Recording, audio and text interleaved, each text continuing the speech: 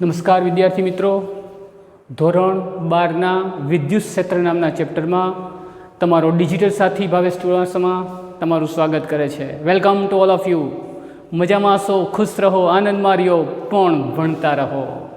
યાદ રાખજો, આનંદમાં રહેવાનું ક્યારે શક્ય બનશે? જ્યારે તમે ભણશો તો. જો વાંચ્યું નહીં તો ટેન્શન આવી જાય. જોકે તમે કોઈ ટેન્શન લેવા નથી, હું તમને બધાને જાણું છું મિત્રો. રોજે રોજ વાંચતા રહેજો, બધા આનંદમાં રહેજો. હું બધાને 12માવાળા મિત્રોને તો વ્યક્તિગત ઓળખું છું. આનંદમાં રહેજો અને રોજે રોજનું વાંચન કરશો. હરજો ફરજો પણ ભણજો પણ ખરા. એવું ન માનતા કે આપણું યર છે એ લંબાઈ જશે કે આમ થશે, કોઈને કંઈ ખબર નથી. પણ વિધાઉટ ચિંતા વિહીન ભણો મિત્રો. 12માનું જેટલું ચાલે છે અહીંયાથી વર્ક આપીએ એટલું કરતા રહ્યો, હોમવર્ક કરતા રહ્યો અને ખુશ રહ્યો. તો હવે આપણે એનાથી આગળ વધીએ છીએ. વિદ્યુત ફ્લક્સની વિચારધારા સમજાવો. વિદ્યુત ફ્લક્સ એનું સૂત્ર હું તમને કહી દઉં, એની ઉપરથી આપણે વર્ણન કરશું. E/ds આ છે વિદ્યુત ફ્લક્સની વિચારધારા. પહેલાં હું તમને એનું ઇક્વેશન આપું છું. આને આમે લખી શકાશે E/ds cos θ. E એટલે, જો હું તમને પહેલાં સૂત્ર કહું છું એટલે સરળતા રહીએ, વિદ્યુત ક્ષેત્ર. ds એટલે ક્ષેત્રફળ સદિશ. આ સૂત્ર બહુ અગત્યનું છે મિત્ર, ધ્યાન રાખજો. હવે આપણે લઈએ છીએ વિદ્યુત ક્ષેત્રની ઉપરથી વિદ્યુત ફ્લક્સની વિચારધારા. મિત્રો તમે જાણો છો, મેં તમને હમણાં જ કીધું હતું કે વિદ્યુત ક્ષેત્રને તમે શેના દ્વારા રજૂ કરી શકો છો? તો કે વિદ્યુત ક્ષેત્રને તમે ચિત્ર દ્વારા રજૂ કરી શકો છો. તો હવે પાછું એ પણ કીધું હતું કે વિદ્યુત ક્ષેત્ર છે એ એકમ ક્ષેત્રફળમાં રહેલી રેખાઓના સમપ્રમાણમાં છે. હવે આપણે એક સરસ મજાનું સુંદર ચિત્ર દોરીએ. આ વિદ્યુત ક્ષેત્રની વિચારધારા, આ એક ક્ષેત્રફળ છે જે અત્યારે સપોઝ આવી રીતે રાખ્યું છે, એટલે આમ રાખ્યું છે મેં ક્ષેત્રફળ, એક આકાર છે આવી રીતે રાખ્યો છે. એને લંબરૂપે વિદ્યુત ક્ષેત્ર રેખાઓ પસાર થઈ રહી છે. આ વિદ્યુત ક્ષેત્રફળ છે, કંઈક છે, એને લંબરૂપે વિદ્યુત ક્ષેત્ર રેખાઓ પસાર થાય છે. તો અહીંયા ક્ષેત્ર રેખાઓની સંખ્યા 5 છે. તો વિદ્યુત ક્ષેત્રને આ રીતે વ્યાખ્યાયિત કરવામાં આવે છે. E/ds. E એટલે વિદ્યુત ક્ષેત્ર અને ds એટલે શું? ds એટલે ક્ષેત્રફળ દર્શાવતો સદિશ. તો વિદ્યુત ક્ષેત્ર ઉપરથી વિદ્યુત ફ્લક્સ એટલે શું? એકમ ક્ષેત્રફળમાંથી લંબરૂપે પસાર થતી વિદ્યુત ક્ષેત્ર રેખાઓની સંખ્યાને વિદ્યુત ફ્લક્સ કહે છે. વ્યાખ્યા: એકમ ક્ષેત્રફળમાંથી ક્ષેત્રફળને લંબરૂપે પસાર થતી ક્ષેત્ર રેખાઓની સંખ્યાને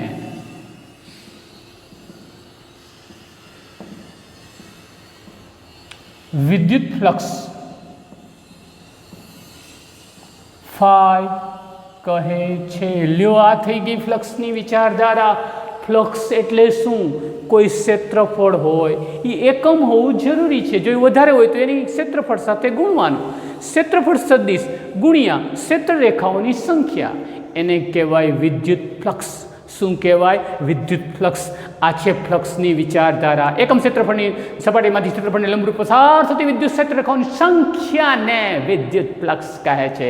આ વાત કદી ન ભૂલાય. શું થાય એનો એકમ? વિદ્યુત ક્ષેત્રનો એકમ જાણો છો? એને ગુણ્યા ક્ષેત્રફળનો એકમ. વિદ્યુત ક્ષેત્ર એટલે શું તમે જાણો છો? F/Q ન્યૂટન પ્રતિ કુલમ. એને ગુણ્યા મીટર સ્ક્વેર, એટલે આનો એકમ થાય ન્યૂટન, કુલમની -1 મીટર સ્ક્વેર. શું થાય? એનો એકમ અવશ્ય યાદ રાખવો વિદ્યાર્થી મિત્રો. એકમ લખવાની વાત કદી ન ભૂલાય. બરાબર? તો આ રીતે એનો એકમ થાય, અથવા મહાન વૈજ્ઞાનિક વેબરની યાદમાં ફ્લક્સનો એકમ વેબર પણ લખવામાં આવ્યો છે. તો મિત્રો, આ છે ફ્લક્સની વિચારધારા. હવે આપણે જુદા જુદા ક્ષેત્રફળોમાંથી કઈ રીતે આ વસ્તુ શક્ય બને છે એનો અભ્યાસ કરીશું. માની લો કે આપણી પાસે આવું થોડું ક્રોસમાં ક્ષેત્રફળ છે, આવું ક્ષેત્રફળ છે, એમાંથી જે ક્ષેત્રરેખાઓ પસાર થાય છે એ આવી છે. આ ક્ષેત્રફળ દર્શાવતો સદિશ છે. તો યાદ કરો, આપણે અહીંયા ક્ષેત્રફળ દર્શાવતો સદિશ છે થીટા છે, બે એક જ વસ્તુ હોવી જોઈએ. આપણું સૂત્ર શું હતું? phi = E × ds. હવે આ ક્ષેત્રફળ દર્શાવતો સદિશ અને ક્ષેત્ર રેખાઓ એક જ દિશામાં હોવી જોઈએ. જો ન હોય તો આ ક્ષેત્રફળ દર્શાવતો જે સદિશ છે ને ds, એનો આ દિશાનો ઘટક થાય ds cos θ. તો phi = E ds cos θ. આ રીતે તમે લઈ શકો છો. ઘણીવાર જે ક્ષેત્રફળ છે એ સાવ આવી રીતે હોય, ઉપર આવતી દિશામાં. તમે જુઓ છો કે આ હાથમાંથી આ બોલપેન છે એ ક્ષેત્રરેખા પસાર થાય, પણ હાથ આમ હોય તો પસાર થઈ જ ન શકે. તો તમે જોઈ શકો છો ક્ષેત્રરેખાઓ દર્શાવતી સંખ્યા હું ડોટેડ કહું છું, એક પણ આમાંથી પસાર થતી નથી. આ છે એ છે ds, એટલે કે ક્ષેત્રફળની દિશા. તો બે વચ્ચે જે થીટા છે એ કેટલો છે? 90નો. તો ફ્લક્સ કેટલું થાય? E ds cos 90, એટલે કે 0 ભમ થઈ જાય બધું. તો જો વિદ્યાર્થી મિત્રો, જ્યારે ક્ષેત્રફળ છે એ ક્ષેત્રરેખાઓને લંબ રૂપે મૂકેલ હોય ત્યારે વિદ્યુત ફ્લક્સ એમનું શૂન્ય થાય છે. તો આ છે ફ્લક્સની વિચારધારા. હવે આપણે જુદા જુદા આકારોની ઉપરથી વાત કરીએ. એ અનિયમિત આકારમાં વિદ્યુત ફ્લક્સ કેટલું લેવાય છે?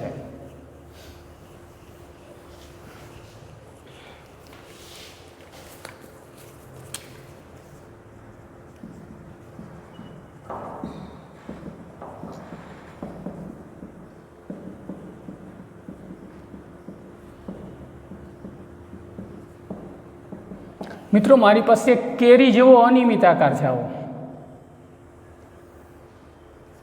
તો ત્યાં આવી ક્ષેત્રરેખાઓ પસાર થાય છે.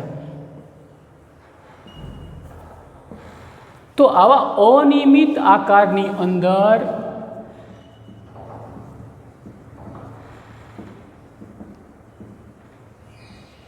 ફાઈ કઈ રીતે ગણવું? તો જો વિદ્યાર્થી મિત્રો, અહીંયા તમારી મદદે આવે છે ગણિત, મેથ્સ. અહીંયા એક નાનકડું ક્ષેત્રફળ લવો, અતિ સૂક્ષ્મ ક્ષેત્રફળ લ્યો. શું કરવાનું? અતિ સૂક્ષ્મ ક્ષેત્રફળ લો. હવે એમાંથી આ પસાર થતી ક્ષેત્રરેખાઓ દર્શાવું છું આકૃતિમાં. તેમાંથી પસાર થતી ક્ષેત્રરેખાઓ દર્શાવેલ છે. હવે આ એનો ક્ષેત્રફળ દર્શાવતો સદિશ નાનકડો છે, એને હું ડેલ્ટા એસ સદિશ કહીશ. ડેલ્ટા એસ સદિશ ક્ષેત્રફળ દર્શાવે છે. હવે આ જે ક્ષેત્રફળ દર્શાવતો સદિશ છે ને વિદ્યાર્થી મિત્રો, અતિ સૂક્ષ્મ લેવાનો. આ ક્ષેત્રફળ સદિશ અતિ સૂક્ષ્મ લો, એટલે કે ડેલ્ટા એસ ટેન્ડ્સ ટુ લગભગ 0 લ્યો. હવે આનું આપણે ફ્લક્સ ગણવું છે. આ નાનકડા વિસ્તારનું ફ્લક્સ, જેને હું ને તમે φ1 કહીએ છીએ. તો શું થાય?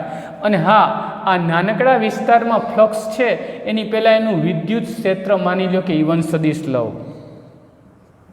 E1 × ડેલ્ટા S1 કહીએ આપણે. તો આ રીતે તમે જોઈ શકો છો, મેં એક નાનકડા ભાગનું વિચાર્યું.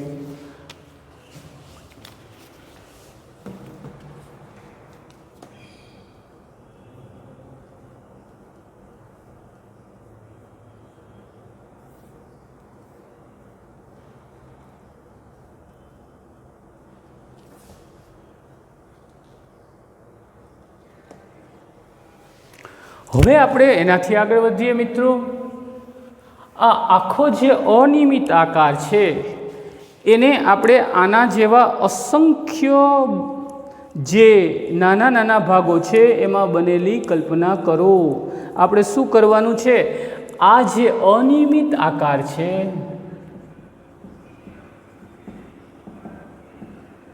અતિ સૂક્ષ્મ આ ડેલ્ટા S1 જેવા ક્ષેત્રફળ સદિશોનો બનેલો વિચારો.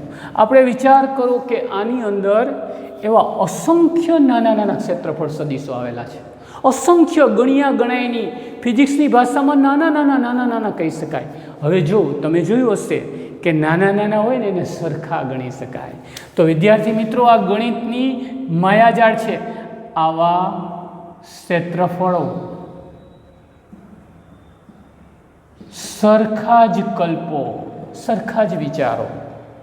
વિદ્યાર્થી મિત્રો, બધા સરખા હોય તો આવા સરખા ક્ષેત્રફળોના વિદ્યુત ફ્લક્સ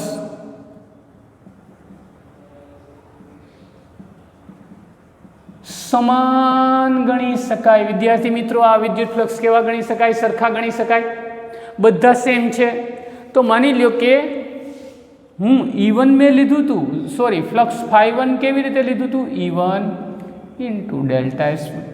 તો φ2 બરાબર, ધારો કે આવું બીજો એક અનિયમિત આકાર છે. અહીંયા એનું ક્ષેત્રફળ દર્શાવતું સદિશ ડેલ્ટા S2. અહીંયા ક્ષેત્રરેખાઓની સંખ્યા છે એ છે E2. તો એનું કોમ્બિનેશન થશે E2 ઇન્ટુ ડેલ્ટા S2. એનાથી આગળ વધીએ, હજી ત્રીજું ફ્લક્સ વિચારીએ તો શું થશે? E3 into delta S3. તો આમ તો આવેલું જ જાય. માની લ્યો કે એનમો સદિશ છે φn. તો વિદ્યાર્થી મિત્રો, એને શું કહેશું? En into delta Sn. પરંતુ પરંતુ પરંતુ મારે તો બધાનું ફ્લક્સ જોઈએ છે. તો વિદ્યાર્થી મિત્રો, કંઈ નથી કરવાનું. ફાઈ ટોટલ કેટલું થશે? φ1 φ2 ડોટ ડોટ ડોટ φn. એટલે કે કુલ ફ્લક્સ કેટલું થશે?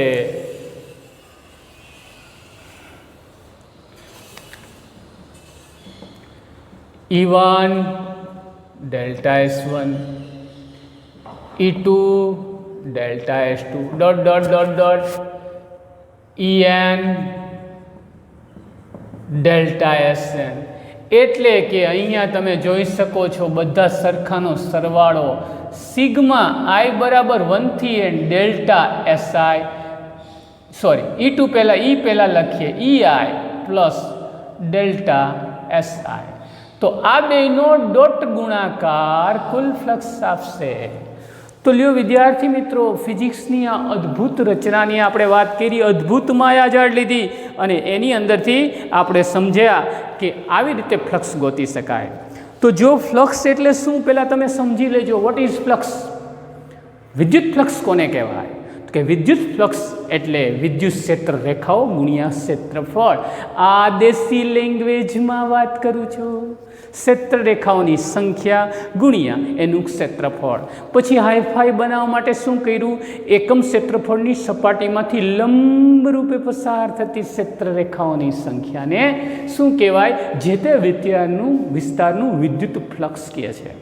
પછી અલગ અલગ ટાઈપ્સ લીધા. ધારો કે ક્ષેત્રફળ આમની બદલે આમ હોય તો એનું ક્ષેત્રફળ દર્શાવતો સદિશ તમે જો લંબ રૂપે દોરો મિત્રો, તો આપણે તો એનો લંબ જે ક્ષેત્રરેખાઓની જે સમાંતર ભાગ છે એ લેવાનો છે. આને લંબ દોરો એટલે એ બે પેરેલલ થઈ જાય, તો એના માટેનો કોસ થીટા ઘટક મદદે આવે.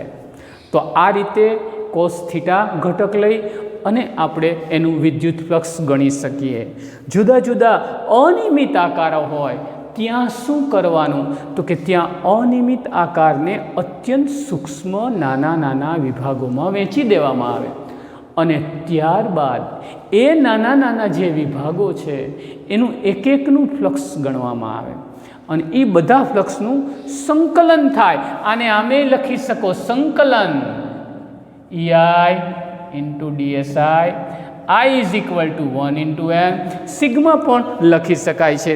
તો મિત્રો આ રીતે ફ્લક્સની અદ્ભુત વિચારધારા જોઈ. હવે આપણે એનાથી આગળ વધીએ છીએ વિદ્યુત ડાયપોલ.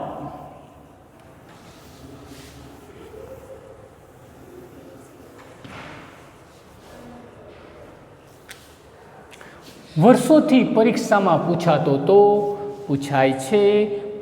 રહેશે. અદ્ભુત ક્વેશ્ચન, સમજાવો વિદ્યુત ડાયપોલ.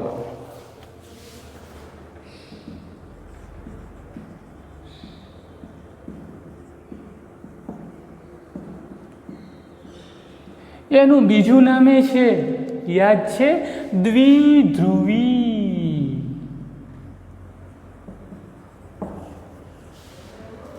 માની લો કે મારી પાસે અહીંયા એક -q વિદ્યુતભાર છે, અહીંયા +q વિદ્યુતભાર છે. બે વિદ્યુતભારોના મૂલ્ય સમાન છે પણ પ્રકાર વિરુદ્ધ છે. આનો -q છે, આનો +q છે. એમની વચ્ચેનું અંતર છે 2a.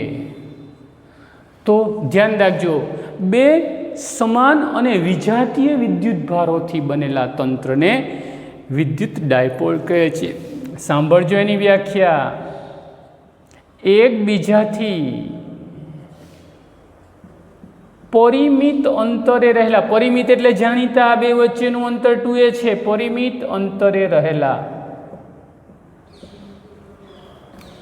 સમાન વિદ્યુતભારો, સમાન વિજાતીય વિદ્યુતભારોથી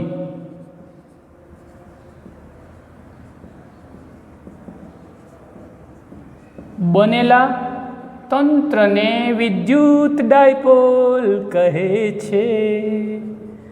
વિદ્યુત ડાયપોલ કહેવામાં આવે છે એકબીજાથી પરિમિત એટલે કે જાણીતા અંતરે રહેલા સમાન વિજાતીય એટલે વિરુદ્ધ પ્રકારના વિદ્યુતભારોથી બનેલા તંત્રને વિદ્યુત ડાયપોલ કહે છે.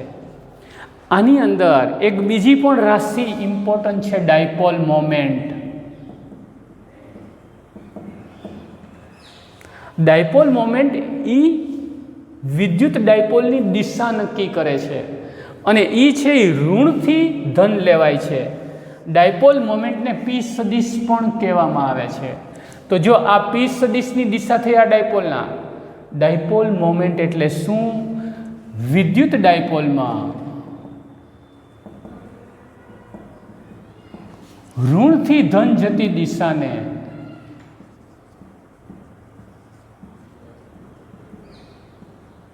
દર્શાવતી જે રચના છે એને ડાયપોલ મોમેન્ટ પી સદિશ કહે છે. શું કહેવાય?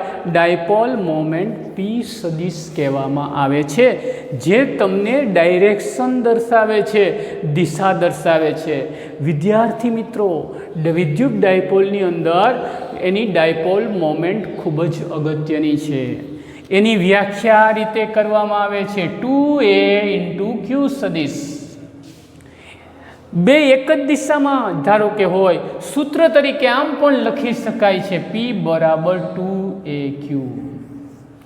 આ થઈ ગયું ડાયપોલ મોમેન્ટનું સૂત્ર. તો મિત્રો, મેં તમને ડાયપોલ મોમેન્ટની વિચારધારા રજૂ કરી. શું? એકબીજાથી જાણીતા અથવા પરિમિત અંતરે રહેલા, જો અહીંયા આ બે વિદ્યુતભારો છે 1 અને 2, એ એકબીજાથી જાણીતા અંતરે એટલે કે 2a અંતરે છે. વિજાતીય વિદ્યુતભારોથી બનેલું તંત્ર છે, આ ઋણ છે અને આ ધન છે. એ જે તંત્ર છે એમની વચ્ચેનું અંતર છે 2a. અહીંયા એ ક્ષેત્રફળ નથી દર્શાવતો પણ એક અંતર બતાવે છે. આ જે તંત્ર બન્યું એને કહેશું વિદ્યુત ડાયપોલ એટલે કે દ્વિધ્રુવી. ડાયપોલનો મતલબ થાંભલો થાય.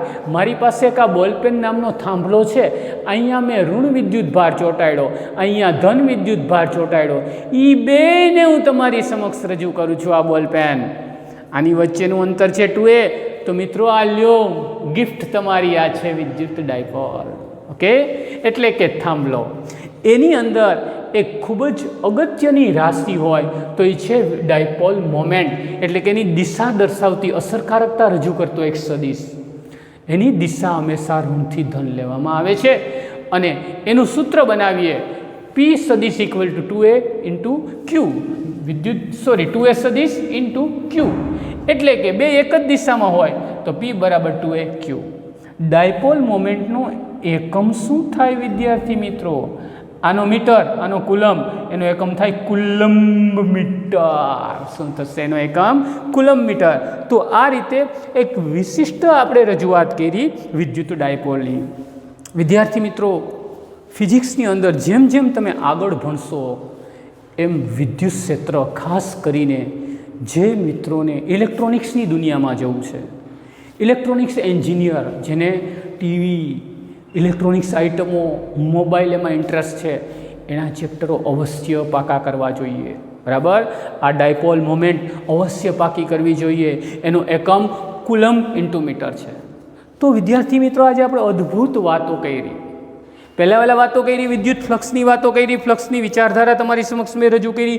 શું હતું ફ્લક્સ? તો કે phi is equal to E into DA. એનાથી આગળ વધ્યા વિદ્યાર્થી મિત્રો.